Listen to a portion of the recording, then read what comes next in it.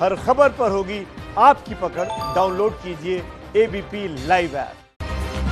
UP में अब लगेगी लव जिहाद पर रोक, क्योंकि इस वक्त की बड़ी खबर यही है कि योगी सरकार ने लव जिहाद के खिलाफ कानून का जो मसौदा तैयार किया था उसे कैबिनेट की बैठक में पास कर दिया गया है। अब यह मंजूरी के लिए राज्यपाल के पास भेजा जाएगा। राज्यपाल की अनुमति के बाद लव जिहाद पर बना प्रस्ताव कानून बन जाएगा। फिर प्रस्ताव को अगले सत्र में चर्चा के लिए विधानसभा में पेश किया जाएगा।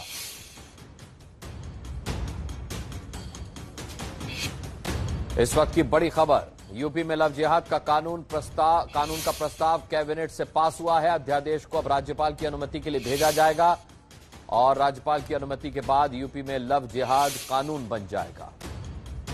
इसमें सबसे बड़ा जो फैसला है वो है उत्तर प्रदेश विधि विरुद्ध धर्म संपरिवर्तन प्रतिषेध अध्यादेश 2020, जो कि आवश्यक है और उत्तर प्रदेश में कानून व्यवस्था को सामान्य रखने के लिए, इंसाफ दिलाने के लिए महिलाओं को और विशेष रूप से जो अनुसूचित जाति जनजाति के लोग हैं उन लोगों को जो एक इंसाफ मिलेगा, उस पर एक बड़ा फैसला कैबिनेट ने लिया है।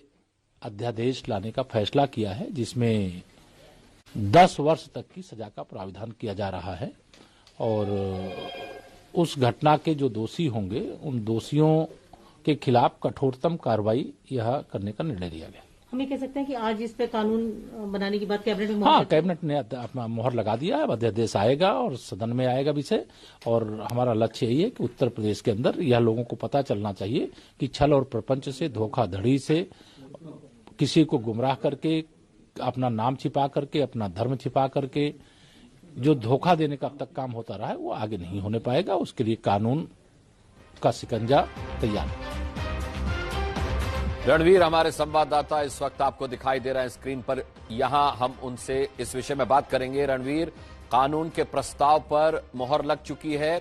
अब लव जिहाद कानून बनने में बस कुछ ही कदम का फासला और तय करना है और फिर यह कानून का रूप ले लेगा।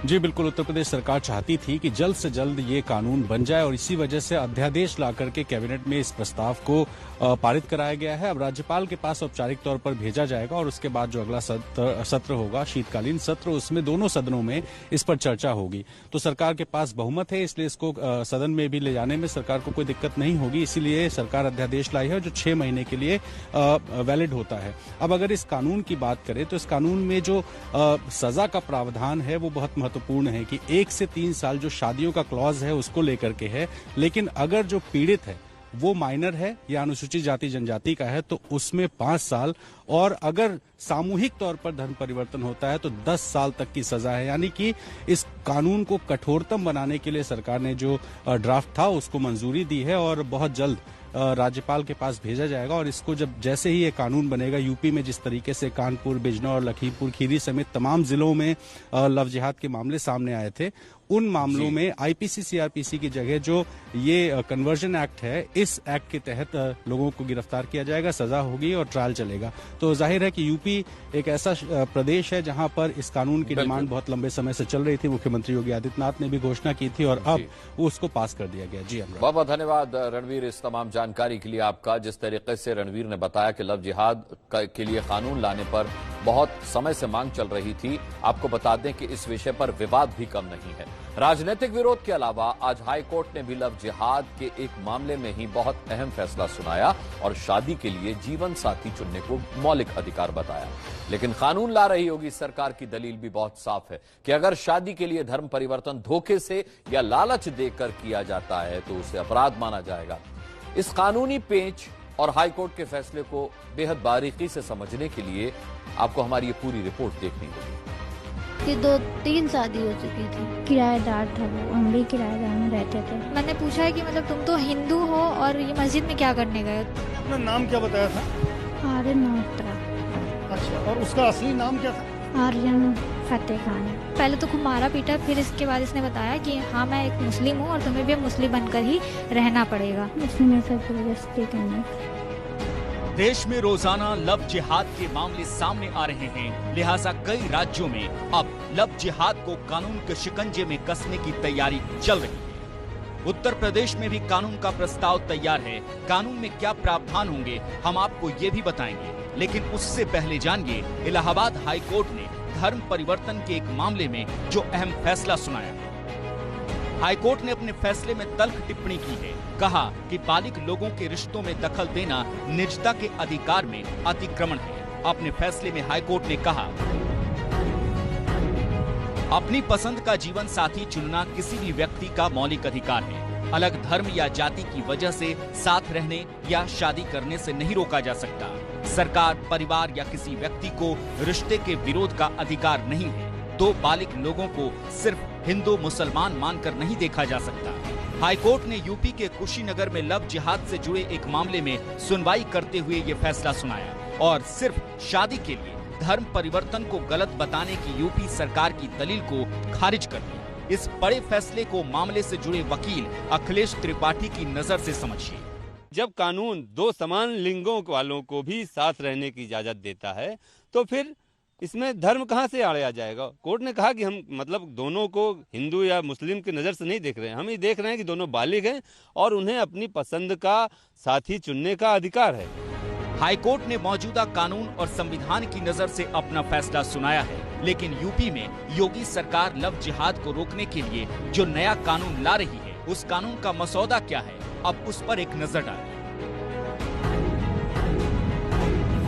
धोखे, जबरदस्ती या शादी के जरिए धर्म परिवर्तन गैर जमानती अपराध होगा। दोषी होने पर 5 साल तक की सजा और 15,000 रुपए का जुर्माना। सामूहिक धर्म परिवर्तन में 10 साल की सजा और 50,000 रुपए का जुर्माना। लव जिहाद की शिकायत सिर्फ रिश्तेदार ही कर सकते हैं। यूपी लॉ कमीशन के अध्यक्ष जस्टिस A.N. मित्तल ने कहा कि लालच देकर या धोखा देकर कराया गया धर्म परिवर्तन अपराध माना जाएगा। धर्मांतरण कराता है या करता है तो वो पूरी तरीके से अवैध होगा और वो दंडनीय भी होगा। इसमें ये भी व्यवस्था है कि अगर ऐसा कोई धर्मांतरण जो अवैध है तो उसमें 3 साल तक की सजा का प्राविधान है, न्यूनतम 1 साल तक की सजा का प्राविधान है। और अगर धर्मांतरित होने वाला व्यक्ति अवयस्क है या अनुसूचित जाति जनजाति का सदस्य है तो ऐसे मामलों में 7 साल तक की सजा का प्राविधान है। और अगर सामूहिक धर्म परिवर्तन कराया गया है तो उसमें 10 साल तक की सजा का प्राविधान है। A.N. मित्तल के मुताबिक पीड़ित की याचिका की सुनवाई के लिए लोअर कोर्ट से सुप्रीम कोर्ट तक सुनवाई का प्रावधान होगा। एक अहम बात हाई कोर्ट के फैसले में भी है और आने वाले कानून के मसौदे में भी। हाई कोर्ट ने कहा है, सरकार, परिवार या किसी व्यक्ति को रिश्ते के विरोध का अधिकार नहीं है। यूपी सरकार का मसौदा कहता है कि लव जिहाद की शिकायत सिर्फ रिश्तेदार ही कर सकते हैं।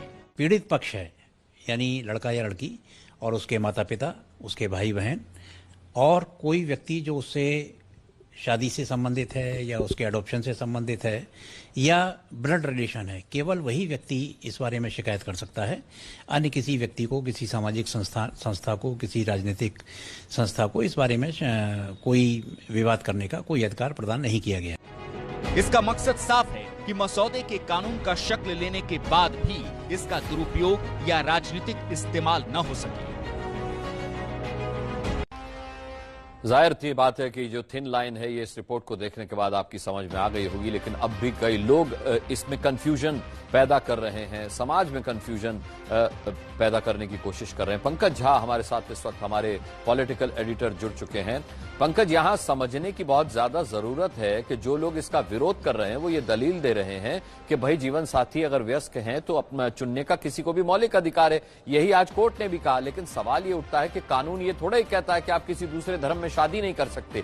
कानून अगर बनेगा तो वो ये कहेगा कि आप किसी को बरगला करके शादी नहीं कर सकते, झूठ बोल करके, लालच दे करके आप शादी नहीं कर सकते। इसको समझना बहुत जरूरी है। अनुराग, ये जो आज अध्यादेश कैबिनेट में पास किया गया है उसमें इन्हीं सब चीजों को साफ किया गया है। आप जो कह रहे हैं वो मौलिक अधिकार है, किसी भी व्यक्ति की शादी जो है वो किस धर्म से, किस जात में, किस बिरादरी में करना चाहते हैं, इसका मौलिक अधिकार है। लेकिन अगर आप अपना नाम पहचान बदल करके किसी से शादी कर लेंगे, आप कल तक बबलू होते थे, शादी करने के बाद आपका नाम कुछ और हो जाएगा, सलमान हो जाएगा, फिर आप धर्म, अगर ये पता चलता है कि शादी करने के पीछे मंशा ये होती है कि धर्म परिवर्तन करा दिया जाए। कुछ ऐसे मामले भी हुए जिसमें सामूहिक तौर पर धर्म परिवर्तन हुआ है, उसमें कुछ उलेमाओं की भी भागीदारी हुई है। यूपी में कुछ इस तरीके के मामले आए हैं, तो ये जो कानून है उसके बारे में ये यूपी सरकार का दावा है कि ये जो ट्रेंड है या इस तरह की जो कुछ इस तरह के कुछ केस आए हैं उस पर ये लगाम लगेगा। उसमें 1 साल से लेकर 10 साल तक की सजा का प्रावधान है। अनुराग, 1 साल से 10 साल तक की सजा का प्रावधान है। यहां पर इस बात को समझना इसलिए भी बहुत जरूरी है रणवीर, क्योंकि इसके विवाद पर लोग इस तरीके की बातें भी फैला रहे हैं जो इस अध्यादेश से इसके कानून बन जाने के बाद लागू नहीं होती। ये कंफ्यूजन दूर होना बहुत जरूरी है। देखिए, आपने जो थिन लाइन की बात कही है वो थिन लाइन ये है कि अगर कोई अपनी मर्जी से शादी करता है तो उसमें कोई रोक टोक नहीं होगी, लेकिन शादी के बाद जो महिला मान लीजिए शिकायत करती है कि मुझे झूठ बोलकर ये बताया गया कि फला आदमी ये था, लेकिन जब शादी के बाद पता चला कि वो ये नहीं दूसरे धर्म का है, या इस तरह की जो भी शिकायत पीड़ित करता है तो उसमें ये अध्यादेश लागू होगा। यानी कि लव जिहाद जिसको कहा जाता है, तो लव जिहाद जिसको कहते हैं वो लव जिहाद असल में तब होगा जब शादी करने वाला अपनी शिकायत करता है कि मेरे साथ धोखा हुआ है, तो उसके लिए यह कानून है, ना कि किसी और धर्म में अगर कोई शादी करता है तो सिर्फ शादी कर लेने से वो अपराधी हो जाएगा। ऐसा बिल्कुल नहीं है। बिल्कुल, लेकिन पंकज, जब भी इसके विरोधी और कई पॉलिटिकल पार्टीज जो इसके पक्ष में नहीं है इसके कानून बन जाने के, वो ये दलीलें दे रहे हैं कि कोर्ट में ये कानून टिक नहीं पाएगा।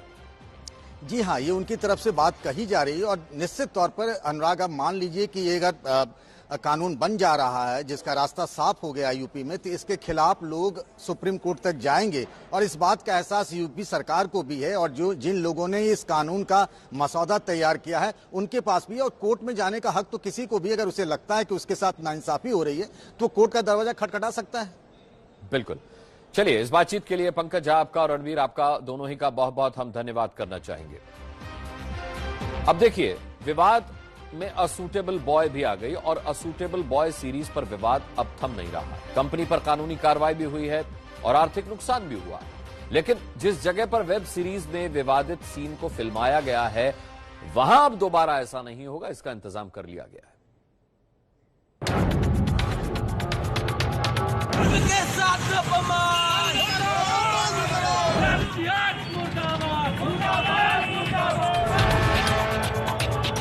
लव जिहाद को लेकर छिड़े सियासी संग्राम ने सिल्वर स्क्रीन को भी अपनी चपेट में ले लिया है और निशाने पर नेटफ्लिक्स आ गई है। असूटेबल बॉय वेब सीरीज पर शुरू हुए विवाद का असर ये हुआ है कि नेटफ्लिक्स कर्मचारियों के खिलाफ एमपी में एफआईआर दर्ज हुई है, तो अमेरिका के शेयर बाजार में नेटफ्लिक्स के शेयर के दाम गिर गए और अब शूटिंग पर पहरेदारी का फैसला ले लिया गया है। गुस्सा इस बात का है कि असूटेबल बॉय वेब सीरीज में हिंदुओं की भावनाओं को आहत किया गया है। खरगोन जिले के महेश्वर के शिव मंदिर के प्रांगण में इस वेब सीरीज के कुछ विवादित सीन को शूट किया गया था, जिसकी वजह से बड़ा फैसला लिया गया है और वो ये है कि महेश्वर में फिल्मों की शूटिंग पर निगरानी समिति बनाई गई है। भविष्य में होने वाली शूटिंग पर निगरानी रखी जाएगी। शूटिंग के दौरान कोई विवादित सीन फिल्माने पर समिति नजर रखेगी। असूटेबल बॉय भारतीय जनता युवा मोर्चा को अनसूटेबल लग रही है, क्योंकि आरोप है कि इस वेब सीरीज के कुछ सीन लव जिहाद को भी बढ़ावा देते हैं। विक्रम सेठ की लिखी एक किताब पर आधारित इस वेब सीरीज में एक हिंदू लड़की का मुस्लिम लड़के से प्रेम संबंध दिखाया गया है। देखिए, 2019 के चुनाव के बाद से महाराष्ट्र की राजनीति कई रंग देख चुकी है। अब एक बार फिर परिवर्तन की हवा चलने का दावा किया जा रहा है। दावा बीजेपी की ओर से किया गया है। दावे का आधार अभी तय नहीं है, लेकिन उससे पहले शिवसेना के एक बड़े नेता के घर पर ईडी की छापेमारी की गई। शिवसेना इसकी टाइमिंग पर सवाल खड़े करते हुए बीजेपी पर आरोप लगा रही है कि ये सब शिवसेना नेताओं को डराने के लिए किया जा रहा है।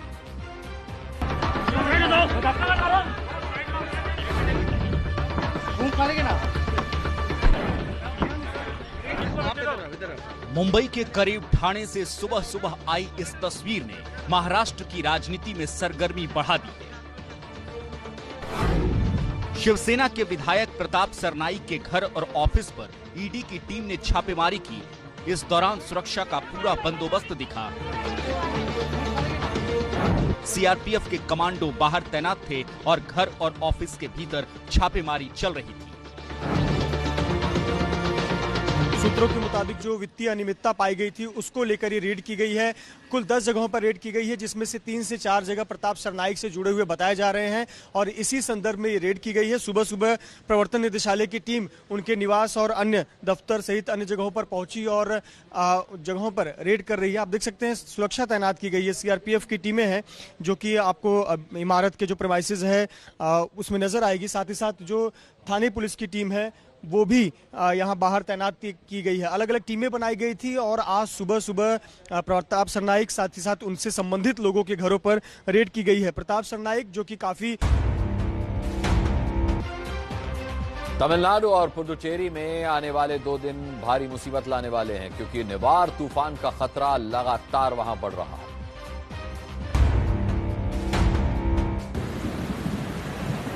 ये निवार तूफान के आने की आहट है। तूफान से तमिलनाडु और पुडुचेरी के तटीय इलाकों में हाई अलर्ट जारी कर दिया गया है। मछुआरों को समंदर में न जाने की सलाह दी गई है। तूफान के आने से पहले ही एहतियातन कई बड़े कदम उठाए गए हैं। अभी भी साइक्लोन निवार जो है वो चेन्नई से करीब 450 किलोमीटर की दूरी पर है, साउथ ईस्ट पर इस वक्त मौजूद है और वहीं पुडुचेरी से करीब 410 किलोमीटर की दूरी पर इस वक्त मौजूद है, जो कि धीरे धीरे अब नॉर्थवर्ड्स बढ़ रहा है। यानी बुधवार की शाम तक कारिकाल और महाबलीपुरम के बीच में कहीं पर भी हिट कर सकता है और इसको लेकर एहतियातन जो है वो लगातार बढ़ते जा रहे हैं। पुडुचेरी में आज रात को 9 बजे से परसों सुबह 6 बजे तक यानी गुरुवार की सुबह 6 बजे तक 144 भी लगा दिया गया है। और यहाँ पर अगर हम आपको ये बीच रोड दिखाए तो आप देख सकते हैं पूरा का पूरा ये जो बीच रोड है यहाँ पर बैरिकेडिंग लगा दी गई है, क्योंकि पुडुचेरी जो है वो टूरिस्ट जगह है। टूरिस्ट यहाँ पर काफी ज्यादा आते हैं और यही कारण है कि यहाँ पे बैरिकेडिंग के जरिए अब लोगों को रोका जा रहा है कि किसी भी तरह से समंदर के नजदीक जो है न आए। एहतियातन तमाम बढ़ते जा रहे हैं। मछुआरों को समंदर में मछली पकड़ने को न जाने की हिदायत जो है वो दी गई है। साथ ही लोगों को भी ये कहा गया है कि अपने घरों में ही मौजूद रहे, क्योंकि जब साइक्लोन हिट करेगा उस वक्त हवा की गति जो है वो 120 किलोमीटर प्रति हवा की रफ्तार से होगी और यही कारण है कि हवा की गति जब इतनी तेज होगी तो ये कहीं ना कहीं बहुत ही ज्यादा खतरनाक हो सकता है